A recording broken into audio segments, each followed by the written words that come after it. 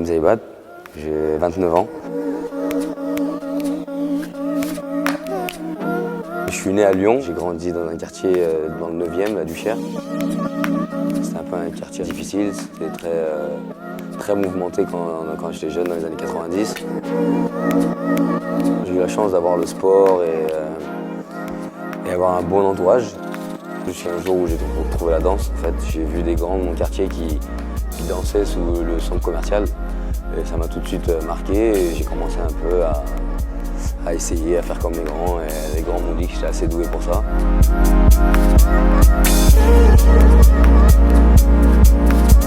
Étant plus jeune, je ne pensais pas du tout que ça pouvait être un métier ou quoi que ce soit. Donc je l'ai vraiment fait par pure passion et par kiff.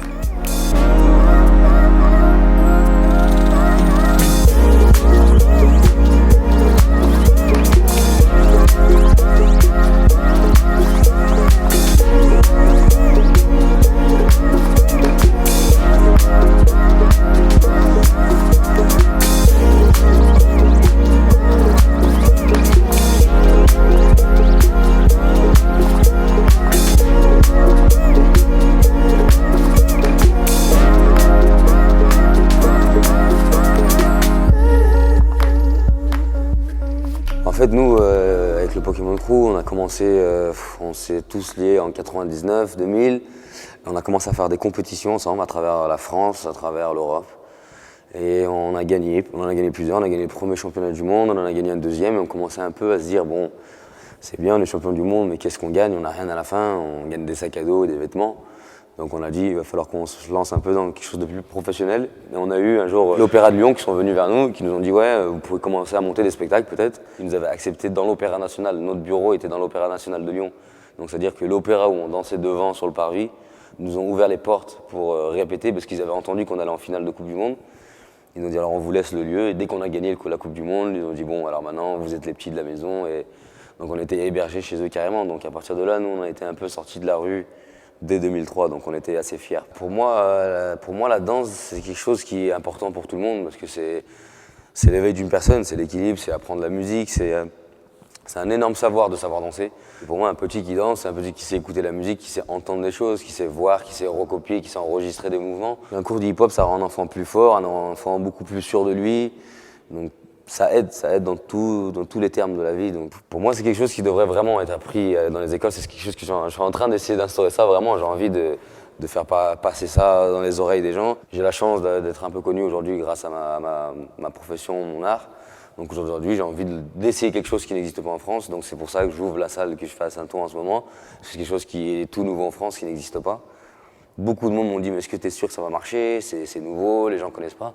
Je leur dis, mais c'est exactement pour ça que ça va marcher. Parce que c'est nouveau, que les gens ne connaissent pas. Ce projet, avant tout, c'est ma vie. C'est quelque chose que j'ai envie depuis très longtemps. Et en fait, le concept, c'est quelque chose qui n'a pas encore été fait en France. Ça va être une salle de gym où on mélange toutes les disciplines. Comment ça va, Alexandre? Ça va, toi? Excellent. Ouais. Très bien. Alexandre, l'architecte. Voilà pour dessiner, finaliser tout ça. On a des nouveaux plans définitifs à montrer. Ah. J'ai toujours dansé dans la rue et à chaque fois que j'avais l'occasion de trouver une salle, c'était le plaisir, c'était le bonheur. Parce qu'on aime danser dans la rue, certes, mais quand on est en hiver et qu'il fait 5 degrés dehors, on n'est pas content de le faire. Ou quand on a envie de travailler quelque chose sur des matelas ou quelque chose, on ne peut pas les faire parce qu'on ne les a pas dans la rue. On va installer un mur de 3 mètres ici à peu près pour pouvoir monter, faire des sauts. Sur les murs, on va encastrer des gros morceaux de bois où on pourra sauter aussi dessus avec des barres pour faire les singes, je crois comme on dit chez nous. Il y aura de la capoeira, il y aura du trampoline, il y aura du tissu, il y aura du pole dance au fond. Il y a aussi les disciplines qu'on peut retrouver dans les salles de gym habituelles. Mais moi, ce que je voulais faire, c'est vraiment avoir ces disciplines plus les disciplines urbaines qui sont plus de la street, pour avoir tout le monde en même temps. Donc ça va être un endroit où vraiment, quand on rentre dans la salle, on est là pour s'entraîner, pour kiffer, pour transpirer avant tout. Bon, c'est comme ça, à voir comme ça avec les cartons encore, on comprend pas, mais moi en tout cas j'ai tout dans la tête, je sais exactement comment ça va être. Je suis assez ravi, ça va être plutôt pas mal, je pense. Moi, à titre personnel, l'année 2015, pour moi, c'était l'année la plus horrible de ma vie. Début d'année, on avait les premiers attentats avec Charlie Hebdo, donc qui ont mis un vent froid sur la France. Et après, malheureusement, en fin d'année, on a eu encore cette tragédie encore qui est arrivée. Et encore pire pour moi, parce que j'étais invité à l'anniversaire de deux sœurs qui sont décédées ce soir-là. Et j'étais invité à leur table pour leur anniversaire. Et je voulais y aller, mais un peu plus tard. Et j'ai reçu un coup de fil comme quoi voilà, il s'est passé la catastrophe et que 8 de mes amis ont péri dans l'attentat. Donc c'était très très dur pour moi. Des gens ont péri, mais il faut avancer. Donc j'ai tenu, mon spectacle était le 1er décembre. Donc j'ai tenu quand même à le faire pour montrer qu'on on n'est pas mort. C'est pas à cause de ça qu'on va s'arrêter. Au contraire, on s'unit, on avance tous ensemble et on les combat. Après, moi personnellement, qui ai grandi dans les années 90, moi, j'ai un souvenir de mon quartier où tout le monde vivait en harmonie. Vraiment, j'avais un quartier, moi, à la Duchère, qui était... Alors là, pour le coup, c'était un melting pot de toutes les origines. J'avais vraiment on avait les petits juifs dans notre quartier, la famille Benamou qui était là, on avait la famille Pozzi, les Italiens, on avait les Renois, les Diallo, et tout le monde était à côté, et tout le monde vivait, mais... Je voyais ma mère qui marchait avec la maman à lui, la maman à l'autre dans la rue, et tout allait bien. Moi, je suis quelqu'un qui est vraiment dans l'union. Moi, ma famille, personnellement, elle est déjà comme ça. Donc, ma mère est chrétienne. Dans mes arrière-grands-parents, ils sont juifs aussi. Mon père est musulman.